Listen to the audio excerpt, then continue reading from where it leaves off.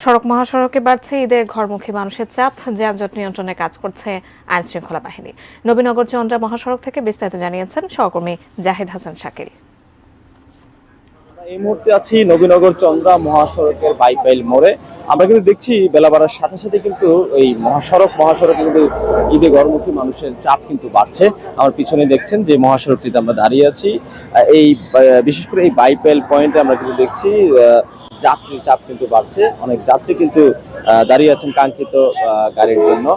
কেউ হয়তো টিকিট কেটে বাসের জন্য দাঁড়িয়ে আছেন, কেউ আবার এসে এখানে সিদ্ধান্ত নিচ্ছেন যে কিভাবে যাবেন দূরপাল্লার বাসে বা ভেঙে ভেঙে। আরেকটি বিষয় আপনারা দেখছেন, এই মহাসড়কে কিন্তু পর্যাপ্ত পরিমাণ আইন শৃঙ্খলা বাহিনী আমরা উপস্থিতি লক্ষ্য করছি। বিভিন্ন পয়েন্টে কিন্তু পুরো মহাসড়ক জুড়েই, যেমন ঢাকা আরিচা, নবীনগর চন্দ্রা, বাইপেল, আবদুল্লাহপুর, এই পুরো তিনটি মহাসড়কে বিভিন্ন পয়েন্টে কিন্তু আইন শৃঙ্খলা বাহিনী অবস্থান নিয়ে রেখেছেন। ট্রাফিক পুলিশ, হাইওয়ে পুলিশ সহ সংশ্লিষ্টরা, যাতে করে কোনো ধরনের বিশৃঙ্খলা বা যানজট সৃষ্টি না হয়। আর এর বিষয় হচ্ছে যে আজকে অধিকাংশ পোশাক কারখানা, শিল্প কারখানা এখানে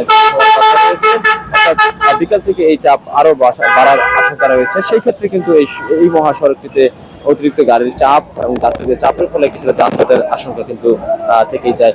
সব মিলিয়ে আমরা বলতে পারি এখন মহাসড়কে কিন্তু যাত্রী কিছুটা চাপ বাড়ছে এবং পরিবহন অর্থাৎ বাসেরও চাপ বাড়লেও যানজট বা কোনো ধরনের বিশৃঙ্খলা এখন পর্যন্ত আসলে আমরা দেখতে পাইনি। আরেকটি বিষয় হচ্ছে আইন শৃঙ্খলা বাহিনী সহ এখানকার জেলা পুলিশ যারা সংশ্লিষ্ট কর্মকর্তা আছেন, তারা যেমনটি বারবারই অনুরোধ জানিয়েছেন যাত্রী এবং পরিবহনের প্রতি, যে পরিবহন শ্রমিকদের বলছেন বেপরোয়া যাতে গতিতে গাড়ি চালানো না হয়। যাত্রীদেরও বলছেন যত্রতত্র ঝুঁকি নিয়ে আসলে যে বাসের ছাদে ওঠা বা ট্রাকে ওঠা এইগুলি থেকে বিরত থাকার অনুরোধ তারা বারবারই করছেন।